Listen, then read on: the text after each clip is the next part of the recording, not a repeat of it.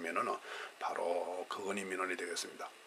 따라서 2번 민원에 대한 설명으로 옳지 않은 것은 1번 복합 민원과 다수인 관련 민원을 혼돈하고 있습니다. 자, 3번 가겠습니다. 민원 처리에 관한 설명이 잘못된 것은 1번 전화나 전송, 팩스 민원에 대해서도 응답해 주어야 합니다. 두 번째, 민원 처리에 관한 기본적인 법률로는 민원 처리 규정이 있다라고 되어 있는데요. 민원 처리에 관한 기본적인 법률 뭐라고 그랬죠? 과거에는 민원 사무 처리에 관한 법률을 했는데 지금은 사무라는 말이 떨어지고 민원 처리에 관한 법률이라고 했습니다. 민원 처리 규정 아닙니다. 그래서 2번이 틀렸죠? 잘못된 것입니다. 3번에 처리 시한이 지난 경우에는 민원인이 이의 처리를 촉구할 수 있고요. 매년 민원 처리 기준표를 통합적으로 고시해 줘야 하고요. 기관 내부의 자료 확인이라든가 관계기관 보수와의 협조 등에 따르는 모든 절차는 담당 공무원이 직접 행하도록 해서 가능한 민원 1회 방문 처리제, 원스톱 서비스 민원 1회 방문 처리제를 합류하도록 해야 되는 것이 바로 행정기관의 의무입니다. 그래서 정답은 2번. 민원에 관한 기본적인 법률 뭐라고요? 민원 처리에 관한 법률입니다. 자, 4번입니다. 현행 민원 처리에 관한 법률의 주요 내용으로 옳지 않은 것은 사전 심사 청구 제도가 있다. 민원 후기는 제도를 두고 있다. 민원 1회 방문 처리 제도를 규정하고 있다. 복합 민원은 부서별 분리해서 처리한다. 복합 민원이 뭐였습니까? 아까 여러분. 민원의 목적은 하나인데 여러 부서에 걸쳐서 인가 허가를 받아 처리할 사무입니다. 그런 민원은 민원인이 발품을 팔으면서 2천 갔다 3천 갔다 이 기관 갔다 저 기관 갔다가 쫓아다녀야 되겠습니까? 그거 아니죠. 부서별 분리 처리라는 면에서 틀렸습니다. 민원 처리에 관한 법률에는 복합 민원이라도 부서별 처리 방식이 아니라 민원 1회 방문제, 즉 원스톱 서비스를 기준으로 하기 때문에 부서별 분리 처리라는 것이 민원 처리에 관한 법률 규정에는 없습니다. 원스톱 서비스입니다. 그 다음에 사전심사 청구제도는 뭐냐면 사전심사 청구제도의 도입은 민원 처리에 관한 법률 제19조에 규정이 되고 있고요. 그 다음에 민원 후견인 제도, 그 다음에 민원 1회 방문 처리 제도, 이거 다 법으로 규정이 되고 있습니다. 자, 2번의 민원 처리에 경험이 많은 소속 공무원을 민원 봉사실에 배치를 해서 소위 어리바리한 무엇을 작성해야 되고 뭘 기입해야 될지 모르는 민원인에게 이게 실제로 도움을 주는 그런 공무원을 민원 후견인으로 지정해서 배치를 하고 있습니다. 자, 마지막 5번입니다.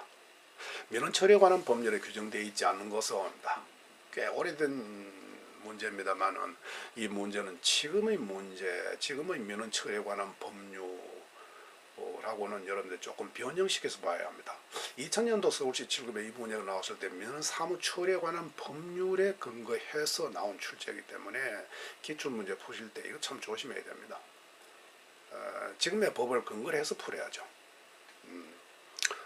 그래서 지금의 법을 변형시켜서 문제를 다시 재구성해서 문제 익혀야 되겠는데 다시 한번 민원 처리에 관한 법률에 규정되어 있지 않은 것은 민원 편람 비치를 규정하고 있고요. 민원 편람 비치. 민원 편람 비치에 대해서는요. 민원 처리에 관한 법률 제13조를 참조하시면 편람을 비치하라고 되어 있습니다. 그 다음에 2번 민원 1회 방문 처리제 소위 원스톱 서비스입니다. 이거는 제32조에 규정되고 있고요. 그 다음에 3번 국민고충처리위원회의 설치되어 있습니다. 국민고충처리위원회의 설치는요. 지금은 보방법, 보호방지 및 국민권익위원회 설치 운영에 관한 법률에 입각해서 설치되고 있죠. 그런데 2000년도 서울시 7급 문제를 출제할 당시에는 국민고충처리위원회 설치는 당시 법의 상황에서는요. 당시 법에서는 국무총리 소속의 국민고충처리위원회의 이 업무가 민원 사무 처리에 관한 법률에 입각해서 설치되었습니다. 무슨 말인지 이해하시겠습니까? 다시 한번 국민고충처리위원회의 설치는 2000년 당시 출제할 때는 분명히 민원 사무 처리에 관한 법률에 근거해서 설치가 되었습니다. 그러나 지금 상황은 민원 사무 처리에 관한 국민고충처리위원회의 이 설치 근거는 현재로서는 법이 분화돼서 소위 말하는 부방법의 근거를 두고 설치되었습니다. 그래서 지금은 민원 처리에 관한 법률에 국민고청처리위원회 설치 규정이 없습니다. 그래서 이것도 틀렸고요. 그 다음에 4번의 입법예고제입니다. 자, 입법예고제 요는 어떤 제도냐라고 하면 입법예고든 행정예고든 행정지도 절차에 대해서는 행정절차법에 의해서 규정하고 있습니다. 그래서 민원 처리에 관한 법률 규정이 있지 않습니다. 그래서 4번이 틀렸습니다. 자, 그 다음에 5번 민원인의 정보보호입니다. 그래서 민원으로부터 취득한 민원인의 사적 비밀이죠. 사적 정보라든가 내용, 그 다음에 이런 것은 여러분들이 정보를 보호해 줘야 합니다. 그래서 어떤 민원을 제기했고 어떻게 해결했고 민원인의 개인 신상에 관한 그것은 민원 처리에 관한 법률에 민원인의 정보 보호를 하라는 규정이 있습니다. 제7조에 분명히 규정하고 있죠.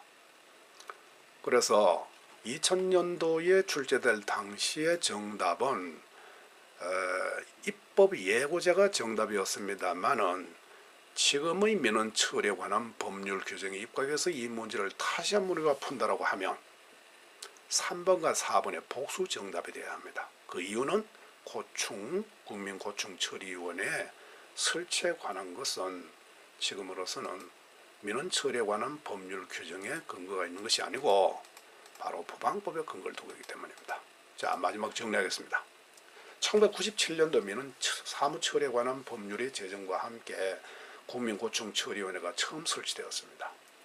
그 다음에 2005년도에 국민고충처리위원회 설치 및 운영에 관한 법률에 의해서 그 국민고충처리위원회가 대통령 소속으로 바뀌었습니다. 그리고 2008년도 부방법, 소위 말하는 지금의 부방법입니다. 부패방지 및 국민권위원회 설치 운영에 관한 법률에 입각해서 국민고충처리위원회가 지금은 국무총리 소속으로 개편이 되었다는 사실도 더불어 익혀주기를 바랍니다. 자, 이렇게 해서 국민고충처리위원회 일부 지식과 그 다음에 민원에 관한 내용을 함께 정리를 해봤습니다. 자, 이 정리로서 두 파트에 만일에 문제가 나온다면 확실히 공략을 해주시기를 바랍니다. 감사합니다.